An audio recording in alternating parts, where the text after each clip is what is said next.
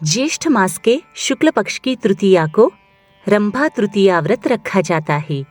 इस दिन पार्वती जी का जन्म हुआ था। इस दिन महिलाएं सौभाग्य के लिए व्रत रखती है तथा पार्वती जी की पूजा करती है। प्रातःकाल स्नानादि से निवृत्त होकर पूर्वाभिमुख होकर बैठे और 5 अग्नियों गार्हपत्य, दक्षिणाग्नि, सभ्य, आह्वानीय और भास्कर को प्रज्वलित करे। उनके मध्य में माता जी की तस्वीर स्थापित करे। तदुपरांत उनका पूजन करे। पूजन में ओम महाकाल्यै नमः, ओम महालक्ष्म्यै नमः, ओम महासरस्वत्यै नमः इत्यादि नामों से पूजन करना चाहिए। रंभा तृतीया व्रत ऋषि कहने लगे कि हे स्कंद जी, स्त्रियां सौभाग्य के लिए ज्येष्ठ मास में कौन सा व्रत करे और क्या दान करे, सो आप कृपा करके कहिए। तब स्कंद जी बोले कि किसी समय कैलाश पर्वत पर भगवान शिव जी सुख से बैठे थे। तब पार्वती जी हाथ जोड़कर और प्रणाम करके शिव जी से कहने लगे कि हे शिव, हे शंभो, हे जगन्नाथ, हे सर्वज्ञ, हे सुखदायक, मेरे समान ऐश्वर्य, सुख और सौभाग्य जिस उपाय के द्वारा अक्षय हो, और हे कृपानिधे, आपके साथ मैं अजर और अमर होकर रहूं। एक समय जप और तप से गर्वित होकर सावित्री ने अपने स्वामी का गृह त्यागा और समस्त लोगों को श्राप दिया। उस समय आपने सावित्री को मना नहीं किया और वह ब्रह्मा से कहने लगी कि हे निर्लज्ज, बकरी के गले में बिना दूध के निरर्थक स्तनों के समान तू प्राणों का त्याग कर। इस प्रकार सावित्री के वचनों को सुनकर ब्रह्मा जी का मुख कोप के मारे लाल हो गया और वे कहने लगे कि हे मृढ़े, तू पृथ्वी पर वृक्ष योनि में होकर वास कर। जब देवताओं ने प्रार्थना की तो सावित्री ने उसका श्राप से उद्धार कर दिया।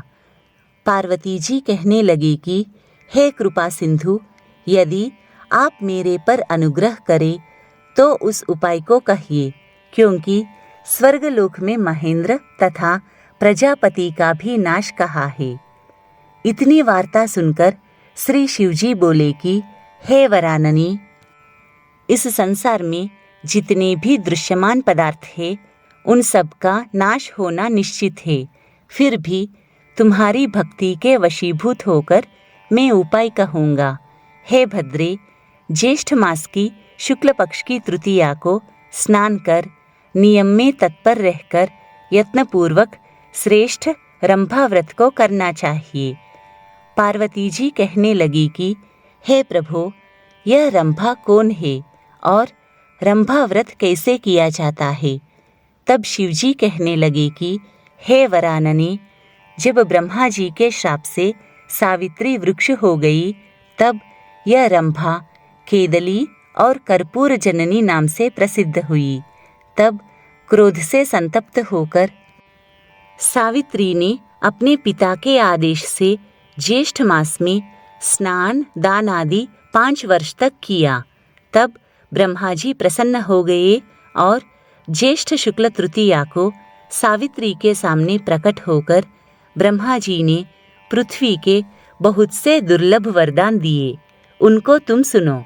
ब्रह्मा जी ने सावित्री से कहा कि हे शुभे, तुम संसार के कल्याण के लिए अंश से रंभा हो जाओ।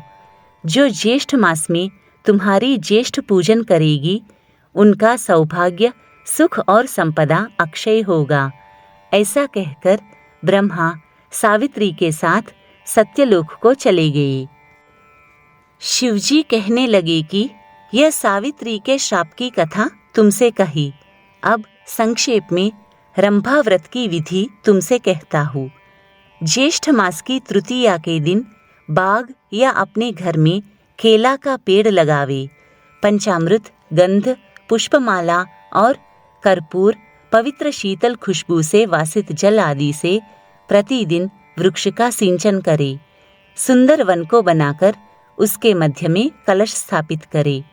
षोडशोपचार विधि से पूजन कर अनेक प्रकार के नैवेद्य अर्पण करे, अपनी शक्ति के अनुसार ब्राह्मणों को भोजन करावे और स्वयं हविष्यान्न भोजन कर गीत, वाद्य, पुराण कथा श्रवण और कीर्तन द्वारा देवता के सामने जागरण करे। इसी प्रकार केदली वन में बैठकर नित्य प्रति पूजन करे। समस्त कामनाओं वाले मनुष्य इस प्रकार मास व्रत को करे। जब 1 मास पूर्ण हो जाए तो आचार्य को बहुत सा दान देकर दूध वाली गौ का दान देवे। यथाशक्ति हवन कराकर ब्राह्मणों को भूयसी दक्षिणा देवे और अपनी शक्ति के अनुसार शर्करा युक्त खीर से ब्राह्मणों को भोजन करावे। इसके पश्चात विसर्जन कर पारना करे और प्राणियों को बहुत सा अन्नदान देवे। शिव जी पार्वती जी से कहते हैं कि भद्रे, पहले तुमने मुझको प्रसन्न किया था, इसी से यह सब रहस्य मैंने तुमको बताया है। इस व्रत को यत्नपूर्वक करो, तुमको शाश्वत फल मिलेगा। प्रथम सूर्यपुत्र के विग्रह से जगदीश्वर ने इस व्रत को गुप्त रखा था। उस पवित्र व्रत को जगत के गुरु श्री शंकर भगवान ने दीनों पर कृपा कर श्री पार्वती जी से कहा। पार्वती जी कहने लगी कि हे प्रभु, इस व्रत का पूर्ण फल क्या है और किसी ने पहले इस व्रत को किया था क्या? आप उस वृत्तांत को सुनाइए। तब शिवजी कहने लगे कि पहले त्रेता युग के पूर्ण होने पर किसी जगह धूर्जटी नाम का एक ब्राह्मण था। वह ब्राह्मणों के कुल में पूजित, धनी और अनेक बंधुओं से युक्त था, परंतु संतानहीन होने से दुखी होकर महान नियम में स्थित होकर अनेक व्रत तथा दानों को करता था। इस प्रकार व्रत आदि करते हुए बहुत समय के पश्चात उसको एक मनोहर कन्या उत्पन्न हुई। विवाह योग्य कन्या को देखकर वह ब्राह्मण अपनी स्त्री के साथ विचार करने लगा कि इस सुंदर कन्या को किसको दे, इसके समान कोई वर दिखाई नहीं देता। ऐसा विचार कर वर देखने के लिए वह एक ग्राम से दूसरे ग्राम तथा बहुत से नगरों में जाने के पश्चात राजाओं के मंडल में गया। अनेक क्षेत्रों में जाकर जब उस ब्राह्मण श्रेष्ठ को कन्या के योग्य वर न मिला, तब शुद्धात्मा ऋषियों के तपोवन में प्रवेश किया। फिर वह कौशिक ऋषि के आश्रम में एक श्रेष्ठ ब्राह्मण को देखा। उसका नाम शिव शर्मा था। उसके माता पिता नहीं थे। उसका दूसरा प्रसिद्ध नाम रूपराशि था। समस्त भूमंडल में उसके जैसा रूपवान और कोई नहीं था। इसी कारण से ऋषियों ने उसका नाम रूपराशि रख दिया था। धूर्जटी ने उन ऋषियों के पास जाकर अपना आशय प्रकट किया।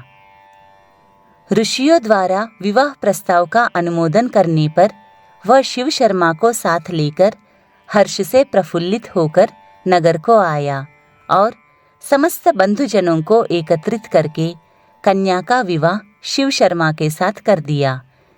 पास ही रहने के लिए उसको घर दिया, गोधन और अनेक प्रकार के भेंट दिए तथा दूसरे ब्राह्मणों को भी बहुत सी दक्षिणा दी। शिव शर्मा सहित सुशीला और गुणवती के साथ प्रपंच जनित अपूर्व सुख का आनंद करने लगा। इसके बहुत समय पश्चात काल से प्रेरित वह शिव शर्मा ब्राह्मण समिधा के निमित्त वन को गया और उस वन में एक वृक्ष की छाया में जाकर बैठ गया।